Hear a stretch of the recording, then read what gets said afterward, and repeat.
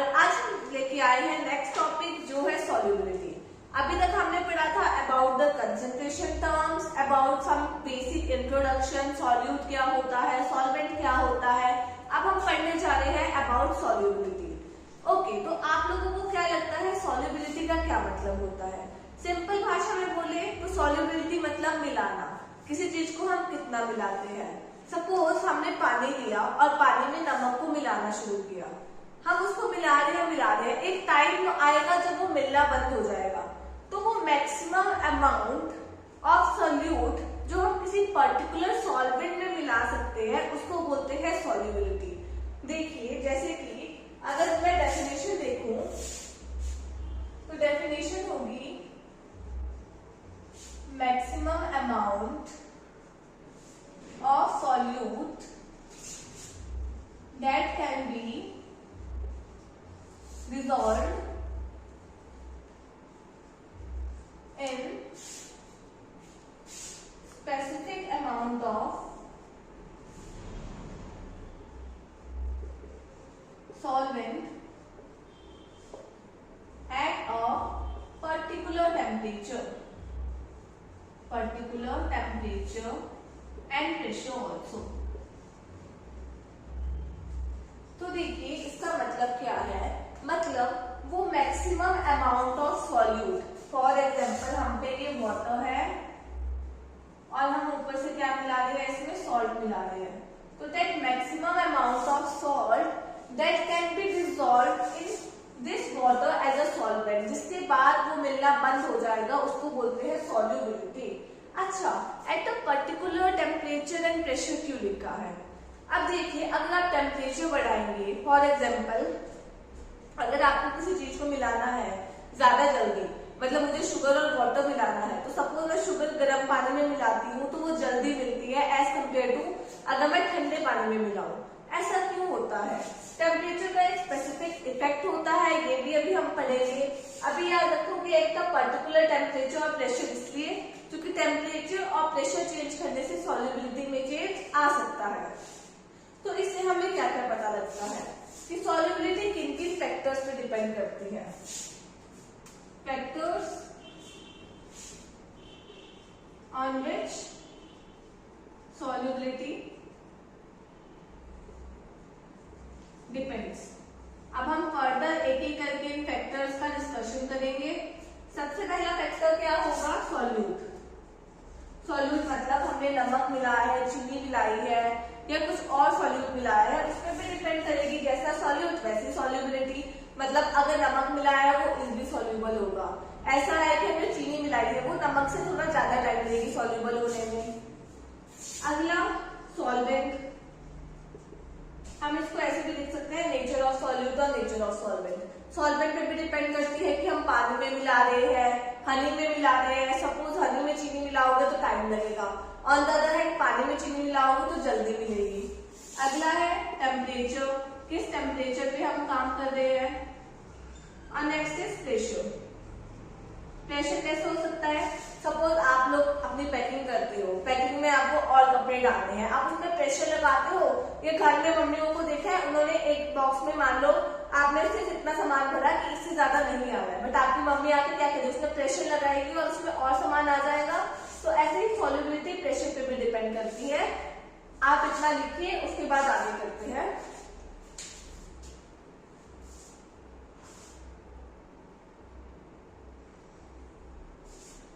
हो गया?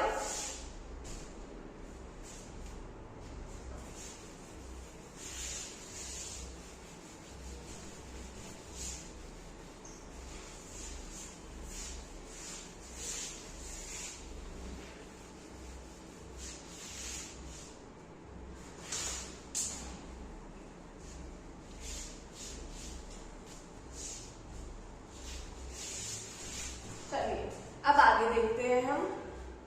आगे सबसे पहले हमारा टॉपिक है solubility of solids in liquid, मतलब solid in liquid. For example हमारा सॉल्ट और वाटर। सॉलिड हमारे पास क्या है? सॉल्यूट, और लिक्विड हमारे पास क्या है? सॉल्वेंट। तो हम सॉलिड के लिक्विड में के बारे में पढ़ेंगे। अच्छा, एक वर्ड होता है, एक रूल होता है, लाइक डिसॉल्व्स लाइक। इसका क्या मतलब होता है? इसका मतलब है जो जैसा है वो वैसे नहीं डिसॉल्व होगा। सपोज हम अपने दोस्त बनाते हैं, हम अपने दोस्त बनाते हुए, अपने पार्टनर्स को चुनते हुए एक कॉमन वर्ड बोलते हैं कि हमारी वाइब्स नहीं मैच हो रही, हमारी वाइब्स जिससे मैच होगी वही हमारा दोस्त बनेगा। तो हम वो वाइब्स कौन सी मैच करते हैं कि जो हमारे जैसा है हम वैसा ही दोस्त बनाएंगे। तो ऐसे ही इसमें लाइक डिसॉल्व्स लाइक का क्या मतलब है कि अगर मान लो NaCl है, NaCl को हमने वाटर में डालना है और एक साइड हम NaCl को बेंजीन में डाल रहे हैं। अब NaCl है पोलर। अब हमें पोलर का मतलब नहीं पता। पोलर हमने पढ़ा था केमिकल बॉन्डिंग क्लास 11th में। पोलर का मतलब होता है जिसमें चार्ज सेपरेशन हो जाए। ये सब तो आपने बचपन में पढ़ा होगा 9th 10th में कि Na पे पॉजिटिव चार्ज, Cl पे नेगेटिव चार्ज। तो पॉजिटिव नेगेटिव चार्ज सेपरेशन आ रहे हैं, ऐसे मॉलिक्यूल को हम बोलते हैं polar. But on the other hand मान लो कोई ऐसा मॉलिक्यूल है, जैसे हमने ले लिया F2। क्या F2 में कोई चार्ज सेपरेशन आ रहा है? नहीं। इसमें क्या है, एक F का मॉलिक्यूल और दूसरा भी F का मॉलिक्यूल।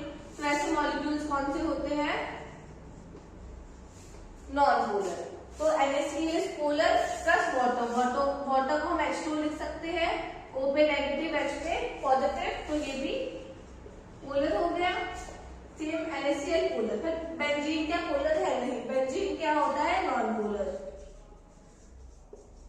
तो हमारा बेंजीन क्या है? बेंजीन है नॉन पोलर। अब बेंजीन नॉन पोलर क्यों है? बेंजीन होता है C6H6। अब हमारे जो कार्बन और हाइड्रोजन है उसमें चार्ज सेपरेशन बहुत कम होता है, इसलिए ये नॉन पोलर है। अब हम क्या देखेंगे कि जो NaCl है वो वाटर में डिसॉल्व हो जाता है, उसकी सॉल्युबिलिटी है, तो पोलर में डिसॉल्व हुआ।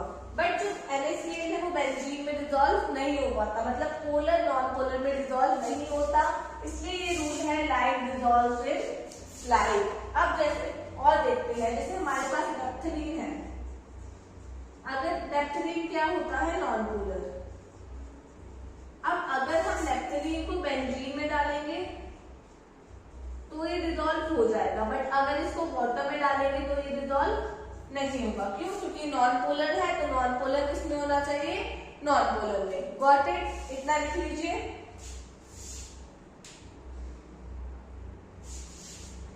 अच्छा ठीक है, एक और बात। अब ये तो सब बताते हैं कि जो लाइक डिसॉल्व लाइक होता है, ये आपको पता है कि लाइक डिसॉल्व लाइक होता है, पर हमने सोचा कभी ऐसा लाइक डिसॉल्व लाइक क्यों होता है? Reason behind it. तो लाइक डिसॉल्व लाइक क्यों होता है? It is because of intermolecular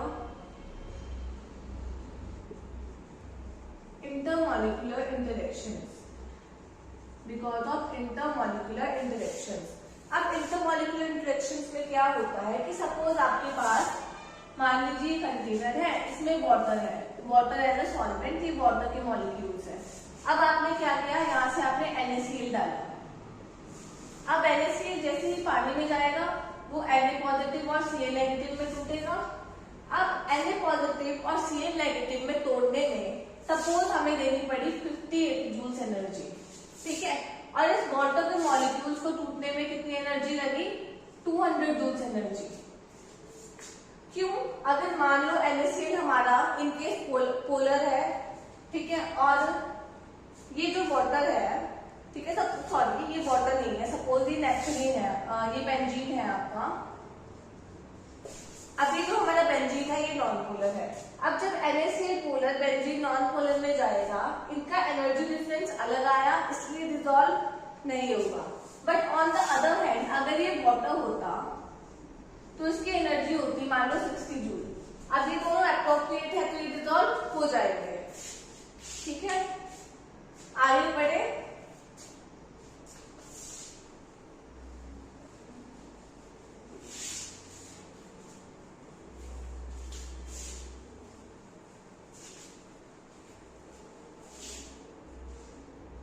चलिए अब हम आगे देखते हैं।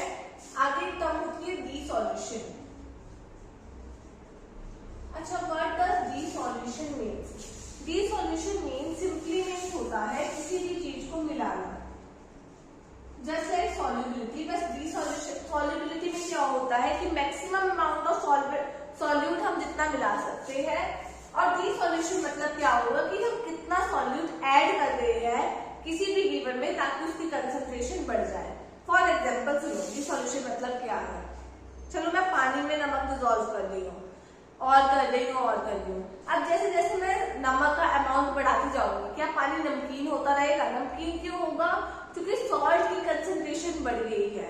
तो डिसॉल्यूशन सिंपली मीन्स यही है कि हम सॉल्यूट को डालते जा रहे हैं और उससे सॉल्यूशन में सॉल्यूट की कंसंट्रेशन बढ़ती जा रही है।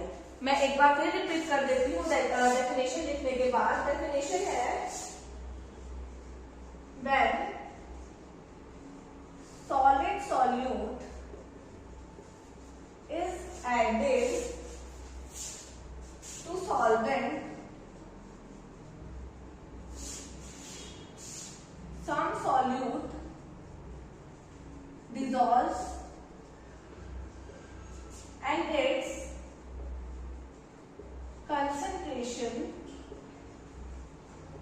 increases in solution।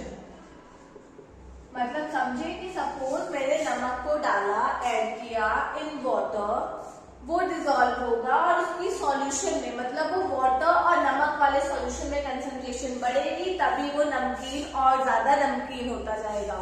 हुआ क्लियर? अब इसी के जैसा एक और वर्ड होता है, ये वर्ड बच्चों को जल्दी से समझ नहीं आते, वो सॉल्युबिलिटी और डिसॉल्यूशन को एक ही कंसीडर कर लेते हैं। सॉल्युबिलिटी मतलब होता है मैक्सिमम कितना सॉल्यूट मिलेगा, और डिसॉल्यूशन होता है कि हम सॉल्यूट डिसॉल्व कर रहे हैं और उसकी कंसंट्रेशन बढ़ रही है जस्ट। अनदर वर्ड होता है क्रिस्टलाइजेशन। अच्छा, अब क्रिस्टलाइजेशन का क्या मतलब होता है? देखिए, क्रिस्टलाइजेशन मतलब अब ऐसा है, हम सॉल्यूट ऐड कर रहे हैं, मतलब नमक ऐड कर रहे हैं, ऐड कर रहे हैं, ऐड कर रहे हैं। एक टाइम आएगा जब और नमक ऐड नहीं होगा, वो अपने पार्टिकल अलग से दिखने लग जाएंगे, उसी को बोलेंगे क्रिस्टलाइजेशन। सिंपल भाषा में बोलो, क्रिस्टल्स बनना। सपोज आपके पास ये कंटेनर है, ये वाटर है। अब वाटर में आप सॉल्यूट एज नमक ऐड कर रहे हो। अब क्या होगा, ये सॉल्यूट के दो पार्टिकल आपस में कोलाइड करेंगे और कोलाइड करके बाहर निकल जाएंगे और क्रिस्टल्स देने शुरू करेंगे। कुछ डिसॉल्व हो जाएंगे वाटर के साथ और कुछ कोलाइड करके क्रिस्टल्स देके बाहर निकलेंगे, इसी को बोलते हैं क्रिस्टलाइजेशन। डेफिनेशन में हम लिखते हैं some solute particles in the solution collides with solid particles and gets separated out from the solution। ठीक है, मतलब तो सॉल्यूट पार्टिकल सॉल्यूशन में कोलाइड करके सेपरेट हो जाते हैं सॉल्यूशन से। डिसॉल्यूशन मतलब मिलना, क्रिस्टलाइजेशन मतलब वो मिलने का बंद हो जाना है। ये दोनों टर्म्स एक दूसरे के अपोजिट है, अभी मैं आगे बताऊंगी, पहले ये लिख लीजिए।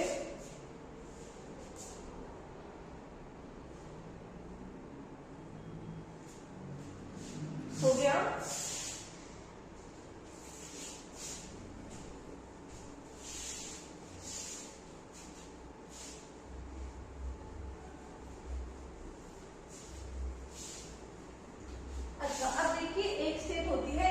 इक्विलिब्रियम की।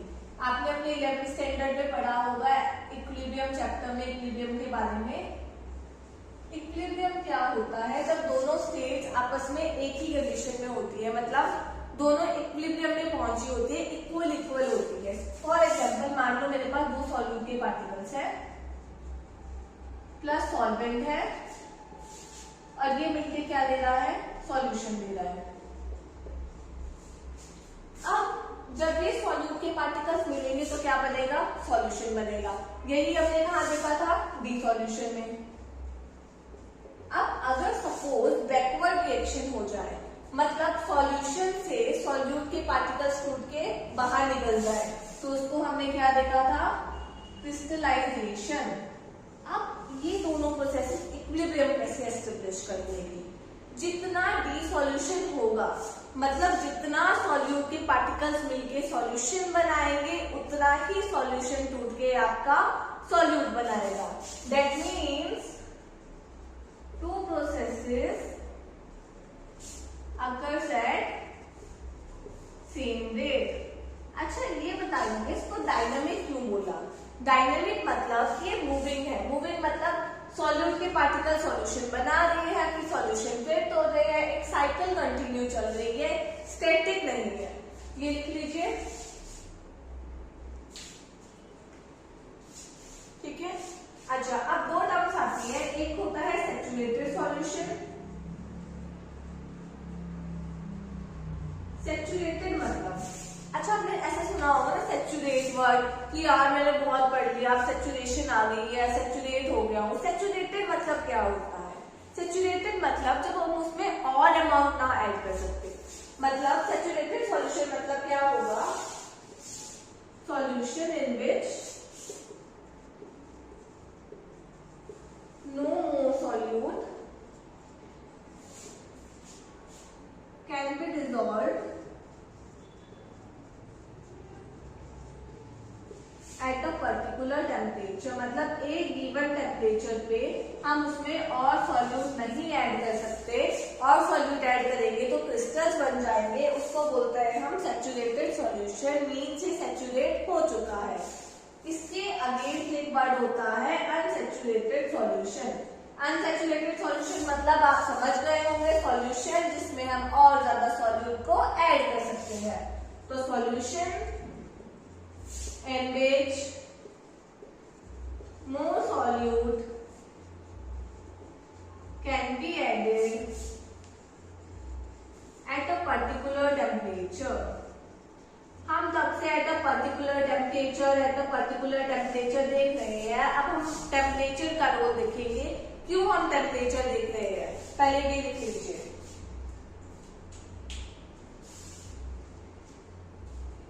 हो गया।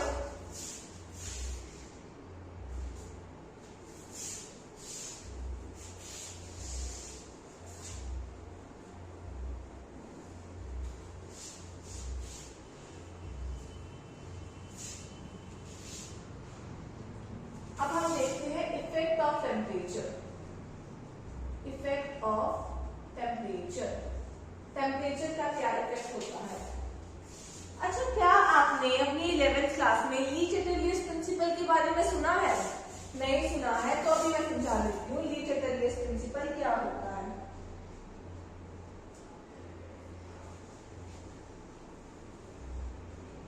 अच्छा ली चैटर्जियस प्रिंसिपल सिंपली क्या कहता है? सिंपली वो बोलता है, अच्छा ली चैटर्जियस प्रिंसिपल ना हमेशा अपोजिट काम करना चाहता है।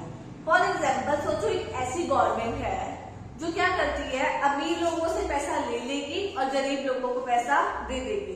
बोला जाए तो एक अच्छी गवर्नमेंट है कि वो अमीरों के पास ज्यादा पैसा है उनसे पैसा ले लेगी, और वो पैसा और गरीबों के पास कम पैसा है तो उन्हें पैसा दे देगी। ली चैटर्जियस प्रिंसिपल भी वैसा ही है, जहां पे दिखेगा इसको कि ज्यादा है वहां से वो कम कर देगी। देखिए अभी और समझ आएगा आगे। अब सोचो मान लो मेरे पास रिएक्शन है solute plus solvent give rise to solution. ये हमेशा इक्विलिब्रियम पे ही रहता है।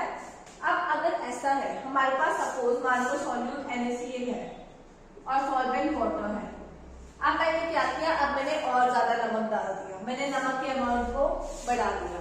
ली चैटर्जियस प्रिंसिपल आया, इसको प्रॉब्लम है बढ़ने से बढ़ाया क्यों, अब मैं नमक को कम करूंगा। अब सोचो नमक के अमाउंट को कम करना है तो रिएक्शन को अगर फॉरवर्ड ले जाए तो नमक क्या सॉल्यूशन में मिलता रहेगा और यहाँ से इसका अमाउंट कम हो जाएगा। तो ये क्या करेगा, रिएक्शन को फॉरवर्ड ले जाएगा। But on the other hand अगर सोचो ऐसा है कि मैंने नमक के अमाउंट को कम कर दिया, अब इसको क्या है नमक के अमाउंट को बढ़ाना है, तो अगर ये बैकवर्ड जाएगा तो ये वाली चीज बढ़ेगी। सोचो ना जितना बैकवर्ड आएगा सॉल्यूशन से उतना नमक टूट के पीछे आएगा। तो अगर नमक का अमाउंट कम किया तो रिएक्शन क्या हो जाएगी, बैकवर्ड। इतना समझ आया कुछ बेसिक्स। अब हम टेम्परेचर पे चलते हैं। अब देखिए ये तो हम कंसंट्रेशन पे देख रहे थे। अब टेम्परेचर में ना दो चीजें होती है, दो टर्म्स याद रखना, एक होता है एक्सोथर्मिक और एक होता है एंडोथर्मिक। अच्छा, एक्सोथर्मिक लाइफ, एक्सो मीन्स याद रखना एग्जिट और थर्मिक मीन्स याद रखना heat, endo means entry and thermic means heat. That means exothermic is what, exothermic is जहां पे हीट क्या हो जाए, रिलीज हो जाए, हीट इज रिलीज या फिर इवॉल्व। एंडोथर्मिक मीन जहां पे हीट अंदर आ जाए तो हीट इज एडेड। अच्छा, अब एक बात बताइए, सपोज हम हीट को अपने पैसों से कंसीडर कर लेते हैं, आपके पर्स या वॉलेट में पैसे हैं, अगर आप अपने पैसे, मान लो आप वॉलेट से पैसे निकाल के बाहर रख दोगे तो वॉलेट में पैसे कम हो जाएंगे, वो आपके लिए नेगेटिव है। पर ऑन द अदर हैंड आप वॉलेट में पैसे डाल दोगे तो वो आपके लिए पॉजिटिव है। तो चीज अगर हीट रिलेट करिए पैसों से, अगर पैसे निकल जाए तो डेल्टा एच क्या हो जाएगा, negative, but on the other hand अगर पैसे आ जाए तो डेल्टा एच क्या हो जाएगा, पॉजिटिव। ये सारे टर्म्स आप और सीखेंगे, अभी इसमें सीख लीजिए, बाकी इक्विलिब्रियम चैप्टर में डिटेल में सीखेंगे। अच्छा, तो यहां तक हमारा हो गया। अब सपोज मैं ये बता रही हूँ आपसे, अब अगर ऐसा है, इसमें फर्दर लिखती हूँ मैं कि मान लीजिए सॉल्यूट प्लस सॉल्वेंट है। अब हमेशा आप सोचो, यहाँ से हीट रिलीज हो रही है, निकल रही है, हीट रिलीज वाली चीज कौन सी साइड ऐड होगी, सॉल्यूशन वाली साइड, प्रोडक्ट वाली साइड, क्योंकि वो रिलीज हो रही है। On the other hand endo मतलब एंट्री हो रही है, एंट्री हो रही है तो कौन सी साइड ऐड होगी, रिएक्टेंट वाली साइड।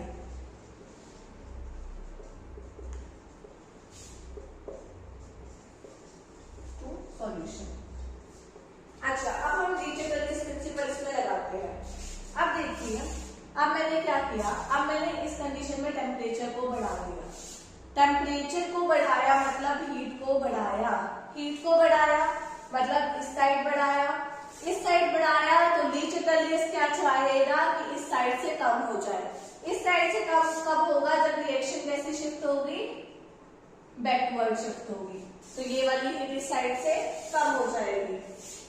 अच्छा, रिएक्शन बैकवर्ड शिफ्ट होगी तो सॉल्युबिलिटी कैसी होगी, सॉल्युबिलिटी बेसिकली क्या है कि ये डिसॉल्व हो जाए, सॉल्यूशन बन जाए, पर रिएक्शन बैकवर्ड जा रही है, रिएक्टेंट की तरफ जा रही है, प्रोडक्ट नहीं बन रहा, तो सॉल्युबिलिटी क्या हो जाएगी, सॉल्युबिलिटी हो जाएगी आपकी कम हो जाएगी, ठीक है। But on the other hand सोचो, मैंने टेम्परेचर को कम कर दिया, हीट को भी कम हो गई, हीट कम हो गई, हीट कम हो गई तो ये क्या ट्राई करेगा, हीट को बढ़ाने की ट्राई करेगा तो फॉरवर्ड जाएगा, फॉरवर्ड गया तो सॉल्युबिलिटी क्या हुई, सॉल्युबिलिटी बढ़ गई। ये हमने देखा था एक्सोथर्मिक में कि अगर रिएक्शन एक्सोथर्मिक है तो टेम्परेचर के बढ़ाने से सॉल्युबिलिटी क्या हो जाएगी, कम हो जाएगी। अब हम देखते हैं एंडोथर्मिक में। एंडोथर्मिक में सपोज टेम्परेचर बढ़ाया तो हीट बढ़ी तो रिएक्टेंट साइड बढ़ी, रिएक्टेंट साइड बढ़ी तो उसको कम करना है, कम करने के लिए कहाँ जाएगा, फॉरवर्ड जाएगा, फॉरवर्ड गया तो सॉल्युबिलिटी बढ़ गई। अब सेम टेम्परेचर कम किया, हीट कम हुई तो उसको बढ़ाना है, बैकवर्ड जाएगा तो सॉल्युबिलिटी कम हो जाएगी। आई होप आपको ये समझ आ गया होगा। बच्चों को बहुत बार पढ़ के समझ नहीं आता, एक बार देख लीजिए, स्क्रीनशॉट ले लीजिए।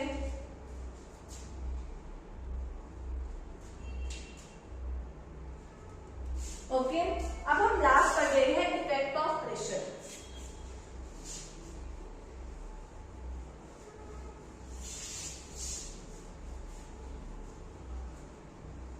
अब हम लास्ट में पढ़ने जा रहे हैं, इफेक्ट ऑफ प्रेशर।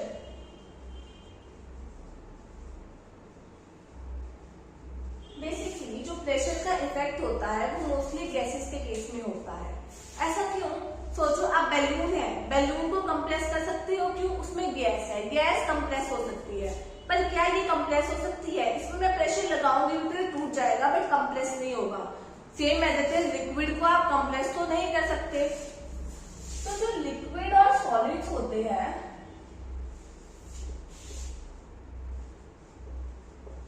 उनका कोई सिग्निफिकेंट इफेक्ट नहीं होता प्रेशर पे।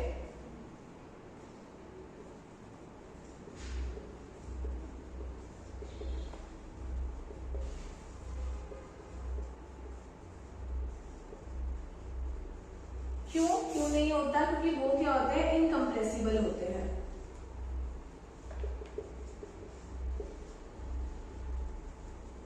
अब हम जो पढ़ेंगे आगे कि गैसेस पे क्या इफेक्ट होता है प्रेशर का, हम अगले सेक्शन में देखेंगे solubility of gases in liquid. अभी हम सॉलिड से लिक्विड देख रहे थे, तो सॉलिड से लिक्विड में प्रेशर का कोई इफेक्ट नहीं होता क्योंकि इनकम्प्रेसिबल है, तो वो कोई चेंज नहीं लाएगा। तो चलिए अब हम नेक्स्ट टॉपिक की तरफ बढ़ते हैं। हमारा अगला टॉपिक है solubility of gas in liquid। solubility of gas in liquid। अच्छा, इसका मतलब क्या है कि जो हमारा गैस है वो क्या है, सॉल्यूट, और जो हमारा लिक्विड है वो क्या है, सॉल्वेंट। अच्छा, तो आप सबने देखा होगा कोल्ड ड्रिंक की बॉटल्स होती है। कोल्ड ड्रिंक की बॉटल को अगर आप शेक करते हो तो उसमें से बहुत सारा झाग निकलता है और एक साउंड आती है। ऐसा क्यों होता है उसके बारे में अब हम इस टॉपिक में जानेंगे। सबसे पहले हम पढ़ते हैं हेनरीज लॉ।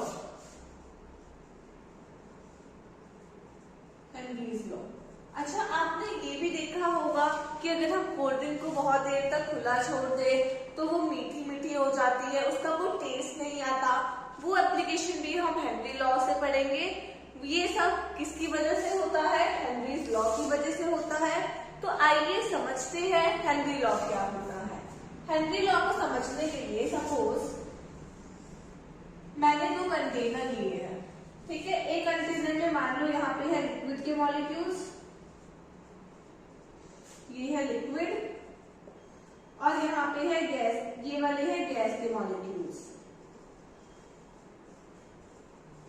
अब अगर मैंने इनके ऊपर कोई प्रेशर लगाया, मान लो कोई वेट रखा है, प्रेशर लगाने से क्या हुआ, लिक्विड और गैस के मॉलिक्यूल मिक्स होने लगेंगे, कुछ गैस के मॉलिक्यूल लिक्विड में कन्वर्ट होने लगेंगे। अब सोचो सिमिलरली अगर मैंने यहाँ पे ज्यादा प्रेशर लगाया, W is denoted for wait, तो क्या होगा, ये और अच्छे से मिक्स होंगे, इनकी सॉल्युबिलिटी बढ़ जाएगी।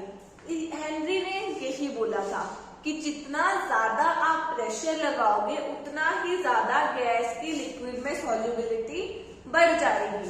तो हेनरी लॉ क्या बोलता है, हेनरी लॉ बोलता है कि एट कांस्टेंट टेम्परेचर, मतलब हमने टेम्परेचर में कोई चेंज नहीं किया, at constant temperature the solubility of gas is directly proportional to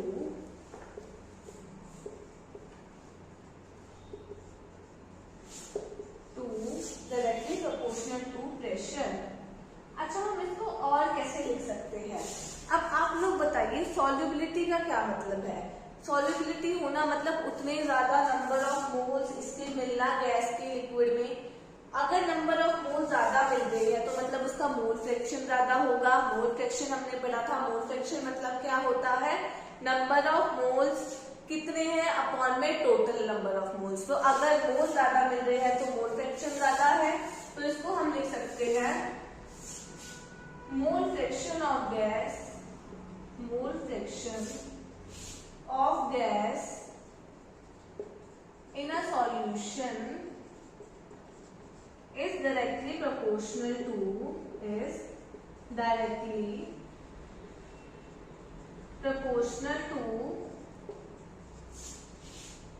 pressure of gas over the solution। That means जो हमारा प्रेशर है किसी गैस का वो किसके डायरेक्टली प्रोपोर्शनल है, मोल फ्रैक्शन ऑफ गैस के। अगर हम प्रोपोर्शनलिटी का साइन हटाते हैं तो एक कांस्टेंट आता है, उस कांस्टेंट को हम क्या बोलते हैं। अब देखो हेनरी ने लॉ दिया हेनरी ने बोला मैंने लॉ दिया है, तो कुछ ना कुछ वर्ड तो मेरे नाम से मिलना चाहिए। तो इस कांस्टेंट का हम नाम देते हैं हेनरीज कांस्टेंट। Henrys constant. अच्छा, मैं ये वाली डायग्राम इरेज कर रही हूं। ठीक है, हेनरीज कांस्टेंट। अब क्या होता है हमारे पास, अब अगर मैं इसका ग्राफ प्लॉट करना चाहूँ तो P is directly proportional to mole fraction. That means अगर ये है कि P of the gas equals to KH mole fraction of the gas, तो इसको मैं y इक्वल्स टू mx ले सकती हूँ, where y is y axis, x is x axis और m is slope which is equal to Henry's constant. That means इसका graph क्या बनेगा, x एक्सिस पे क्या है मोल फ्रैक्शन, y एक्सिस पे क्या है प्रेशर, और स्लोप कैसा होता है इसका स्ट्रेट लाइन जो कि डायरेक्टली प्रोपोर्शनल है। तो slope equals to tan theta equals to KH। Got it. अच्छा, अब ये जो KH है ये KH इस पे डिपेंड करता है। KH याद रखना, KH कांस्टेंट है, ये ऐसा नहीं है जैसे अगर मैं यहाँ से KH निकालना चाहूँ तो KH क्या आएगा, pressure of the gas upon में mole fraction of the gas. पर ये इन दोनों में से किसी पे भी डिपेंड नहीं करता। ये इन दोनों में से किसी पर भी डिपेंड क्यों नहीं करता, क्योंकि सपोज अगर जितना मैं प्रेशर बढ़ाऊंगी उतने मोल फ्रैक्शन बढ़ जाएंगे, तो ये इसको बैलेंस कर देगा। तो कांस्टेंट किस पे डिपेंड करता है, टेम्परेचर पे और नेचर ऑफ द गैस पे, कि मैंने CO2 डाली है, ऑक्सीजन डाली है या कौन सी गैस डाली है। ठीक है, गॉट इट, इतना लिख लीजिए। तो देखिए, अगर हम इसको एट अ कांस्टेंट प्रेशर पे एज्यूम करें, मतलब प्रेशर ऑफ द गैस क्या होता है, pressure of the gas equals to होता है KH x of the gas के। अगर हम प्रेशर को कांस्टेंट मान ले और KH को इंक्रीज कर दे, तो सोचिए सॉल्युबिलिटी और मोल फ्रैक्शन पे क्या फर्क पड़ेगा, आपको क्या लगता है। अब सपोज ऐसा है हमारे पास कि अगर मेरे पास ये होता 9 इक्वल्स टू 3 इंटू 3, ये 9 होता। अगर मुझे इसको कांस्टेंट रखना है, मतलब इसको 9 ही रखना है, तो मैं क्या करूंगी, इसको बढ़ा दूंगी, इसको बढ़ाया 9, इसको कम करना पड़ेगा इंटू 1, तो कांस्टेंट रहेगा। मतलब अगर मैं एक चीज को इंक्रीज करूंगी तो दूसरी चीज को मुझे क्या करना पड़ेगा, डिक्रीज करना पड़ेगा। इसलिए आपकी एनसीईआरटी में एक स्टेटमेंट लिखी है जो बच्चों को समझ नहीं आती कि eight a constant pressure, eight a constant pressure greater the value of KH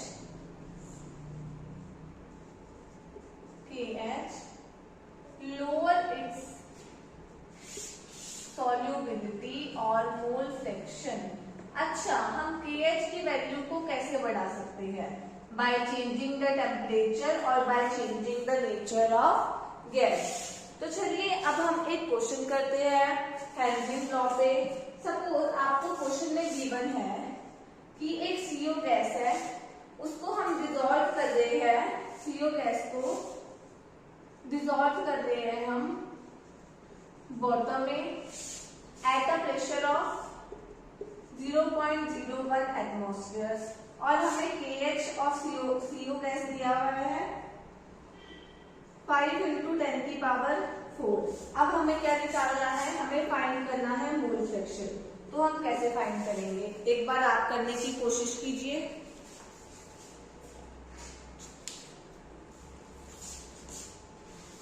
तो देखिए हम कैसे करेंगे इसको।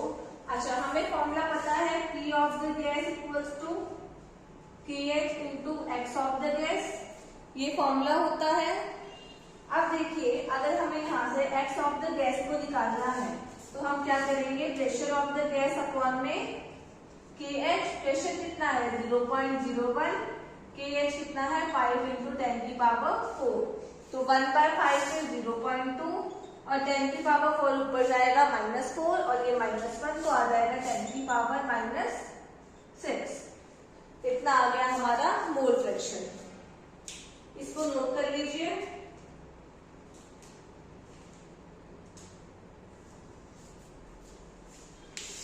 गया, इरेज कर दूं।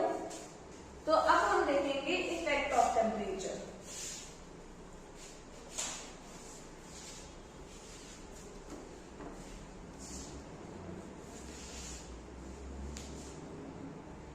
अब हम देखेंगे effect of temperature. Effect of temperature. अब इफेक्ट ऑफ टेम्परेचर में सबसे पहले हमें क्या पता होना चाहिए कि रिएक्शन एक्सोथर्मिक है या फिर एंडोथर्मिक है। तो जब भी हम किसी गैस को डिसॉल्व करते हैं इन लिक्विड, तो वो रिएक्शन क्या होती है? वो रिएक्शन होती है एक्सोथर्मिक। एक्सोथर्मिक मतलब अभी बताया था थोड़ी देर पहले पिछले टॉपिक में कि एक्सोथर्मिक मतलब होता है हीट का रिलीज होना। तो हीट इज रिलीज। अब क्या होगा? सोचिए, सॉल्यूट है प्लस सॉल्वेंट है, सॉल्यूट प्लस सॉल्वेंट से क्या बनता है? Solution plus solution. अब हीट रिलीज हो रही है, रिलीज होने वाली चीज कौन सी साइड ऐड होती है? Product side. तो हीट वाली चीज कौन सी साइड ऐड हुई? Product side. अब क्या होगा? अब सोचो, आपने टेम्परेचर को बढ़ाया, टेम्परेचर को बढ़ाया मतलब हीट को बढ़ाया, हीट को बढ़ाया मतलब हीट किस साइड ऐड बढ़ी? इस साइड। अब हमारा डी चटर्लियस प्रिंसिपल क्या करता है? जिस साइड ज्यादा उस साइड से कम करने की कोशिश। दैट मीन्स वो रिएक्शन को क्या करेगा? बैकवर्ड शिफ्ट करेगा। बैकवर्ड शिफ्ट करेगा तो सॉल्युबिलिटी क्या हो जाएगी? सॉल्युबिलिटी कम हो जाएगी। तो on increasing the temperature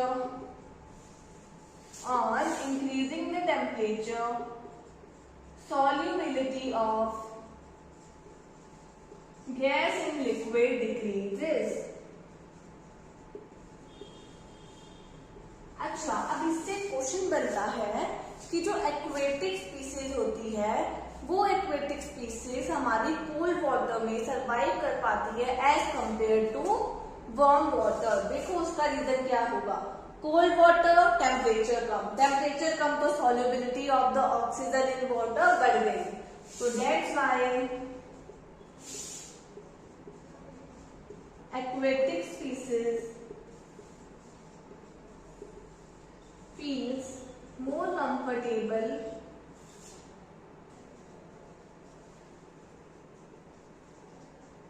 in cold water than hot water because on decreasing the temperature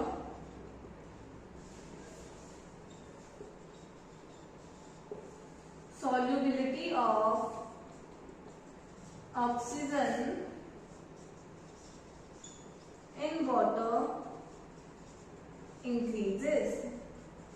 तो हमारा एक कंसेप्चुअल क्वेश्चन भी हो गया। आप इसको नोट करिए, फिर हम एप्लीकेशन पढ़ते हैं हेनरी लॉ की।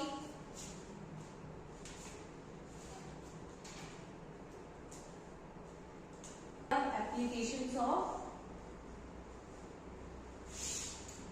Henry law. अच्छा मैम, आप इतनी देर से बोल रहे थे कि कोल्ड ड्रिंक में पढ़ेंगे, कोल्ड ड्रिंक के बारे में पढ़ेंगे, क्यों गैस निकलती है, क्यों साउंड आती है। तो अब हम वही पढ़ रहे हैं, फर्स्ट टॉपिक हम पढ़ रहे हैं इसकी एप्लीकेशन में, कोल्ड ड्रिंक्स। अच्छा, तो कोल्ड ड्रिंक्स में क्या होता है? जो हमारी CO2 गैस होती है उसको उसमें डिसॉल्व किया जाता है at high pressure. CO2 gas dissolve at high pressure. अब ये CO2 गैस हाई प्रेशर पे डिसॉल्व हुई, हाई प्रेशर पे की, और जब हम उसको खोलते हैं या फिर शेक करके खोलते हैं तो हाई प्रेशर क्रिएट होता है, और खोलने के टाइम क्या होगा? लो प्रेशर आएगा। तो हाई से जैसे ही लो में जाएगी वैसे ही CO2 आउट निकल जाएगी। क्यों? क्योंकि CO2 में क्या होगा? CO2 को प्रेशर कम मिलेगा तो सॉल्युबिलिटी कम मिलेगी। सॉल्युबिलिटी कम होगी उसकी तो वो निकलेगी, और वो साउंड भी CO2 की वजह से आती है। अब आपको पता होगा कि कोल्ड ड्रिंक्स क्या होती है, थोड़ी देर खुली रखने के बाद उसमें से मीठा मीठा हो जाता है। वो क्यों?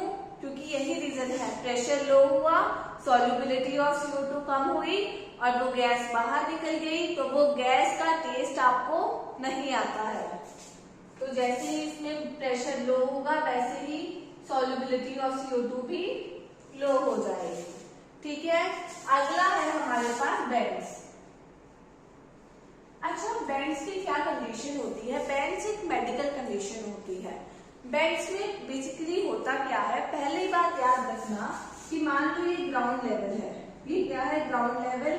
ग्राउंड लेवल मतलब जहां पे मैं खड़ी हूँ। अब इस ग्राउंड लेवल से मान लो मैं अपर लेवल में जाऊंगी। अपर लेवल में मतलब हाई एल्टीट्यूड्स में जाऊंगी, पहाड़ों में जाऊंगी, तो प्रेशर क्या होगा? कम हो जाएगा। अगर सी लेवल में जाऊंगी तो प्रेशर क्या होगा? बढ़ जाएगा। अब बेंड्स किसमें होता है? स्कूबा डाइवर्स पता है आपको, जो अंडर वाटर जाते हैं। अब जब वो स्कूबा डाइवर्स है वो कहाँ जाते हैं? अंडर वाटर गए। अब वो अंडर वाटर गए, अंडर वाटर जाने पे प्रेशर क्या हो गया? बढ़ गया। अच्छा, अंडर वाटर गए, प्रेशर बढ़ गया, प्रेशर बढ़ा तो solubility is directly proportional to pressure. Pressure बढ़ा तो सॉल्युबिलिटी भी बढ़ी। अब सॉल्युबिलिटी ऑक्सीजन की तो चलो बढ़ी, वो तो कोई बात नहीं, बट हमारा जो वाटर होता है उसमें नाइट्रोजन पाई जाती है। अब क्या हुआ? बॉडी में नाइट्रोजन की सॉल्युबिलिटी बढ़ गई। बॉडी में नाइट्रोजन की सॉल्युबिलिटी बढ़ गई। अब जब वो ही स्कूबा डाइवर्स वापस आने लगे, वापस ऊपर जाने लगे तो प्रेशर क्या हो गया? फिर से कम हो गया, तो सॉल्युबिलिटी ऑफ नाइट्रोजन भी कम होने लगी। अब जैसे जैसे सॉल्युबिलिटी ऑफ नाइट्रोजन कम होने लगी तो जो नाइट्रोजन गैस होते हैं उसकी हमारे ब्लड में बबल्स बनने लगे। बबल्स ऑफ नाइट्रोजन बनने लगे। अब ये बबल्स ऑफ नाइट्रोजन बने तो उसने हमारी कैपिलरीज को क्या कर दिया? ब्लॉक कर दिया। कैपिलरीज को ब्लॉक होने के बाद ये बहुत पेनफुल और डेंजरस टू लाइफ कंडीशन हो जाती है। पेनफुल और डेंजरस टू लाइफ होता है। अब देखिए हुआ क्या, सिंपली स्कूबा डाइवर्स थे, अंडर वाटर गए, प्रेशर बढ़ा, सॉल्युबिलिटी ऑफ नाइट्रोजन बढ़ी। सॉल्युबिलिटी ऑफ नाइट्रोजन बढ़ने के बाद वो वापस ऊपर आने लगे तो एकदम से सॉल्युबिलिटी कम होती रही प्रेशर कम होने से। उस वजह से क्या हुआ? नाइट्रोजन के बबल्स बन के बाहर आने लगे और उसने कैपिलरीज को ब्लॉक कर दिया, ब्लड की कैपिलरीज को। अब उसने ये किया, अब इससे बचने के लिए क्या किया? स्कूबा डाइवर्स तो जाते हैं, ऐसे तो स्कूबा डाइवर्स की डेथ हो जाती, तो टू अवॉइड इट हमने हीलियम के टैंक्स यूज किए। हीलियम के टैंक्स यूज करके हमने क्या किया? ऑक्सीजन, उन टैंक्स देखे आप स्कूबा डाइवर के पास बड़े से टैंक्स होते हैं, उसमें oxygen plus helium plus nitrogen डाला गया ताकि गैसेस का एक बैलेंस बना रहे बॉडी में। ठीक है, तो ये बेंड्स की कंडीशन है, इसे नोट कर लीजिए, फिर आगे चलते हैं।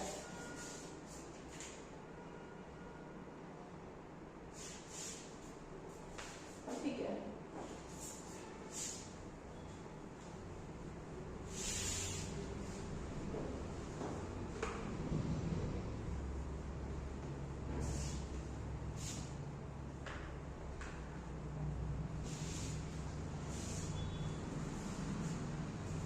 अब अगली कंडीशन है हमारे पास एनॉक्सिया।